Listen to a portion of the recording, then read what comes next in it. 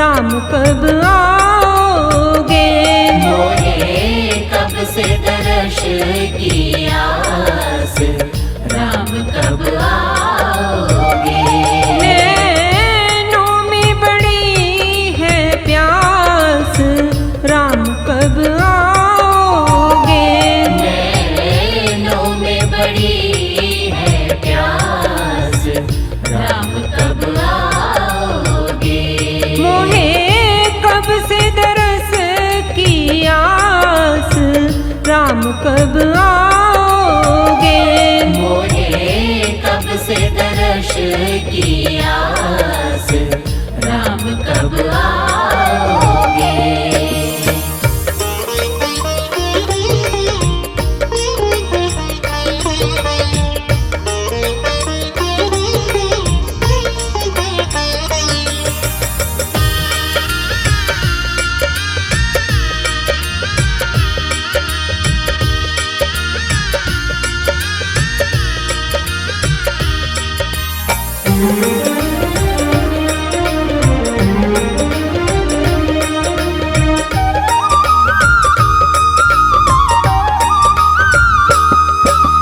शबरी के मेहमान गीत को परम गति देने वाले, परम गति देने वाले, परम गति देने वाले। संकट मोचक जग के पालक, भक्तों का दुख हरने वाले, भक्तों का दुख हरने वाले, भक्तों का दुख हरने वाले।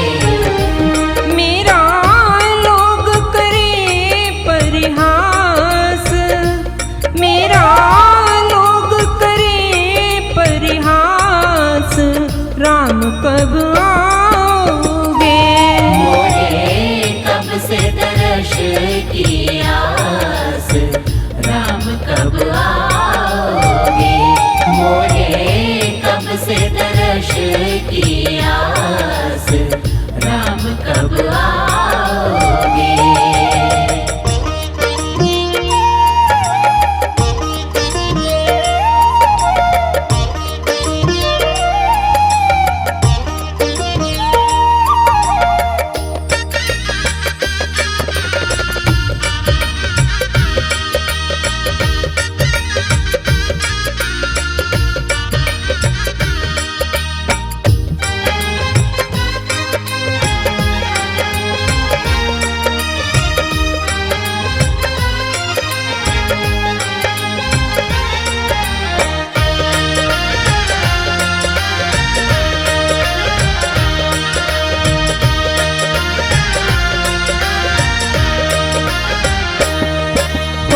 नारी जो शिला भई, तो भव से उसको पार किया, भव से उसको पार किया, भव से उसको पार किया। नैया में बैठे खेवट की, सारी कुल का उद्धार किया, सारी कुल का उद्धार किया, सारी कुल का उद्धार किया।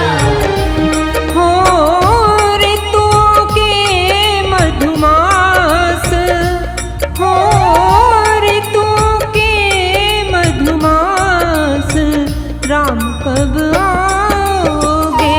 मोहे कब से दर्श की आस, राम कब आओगे। मोहे कब से दर्श की आस, राम कब आओगे।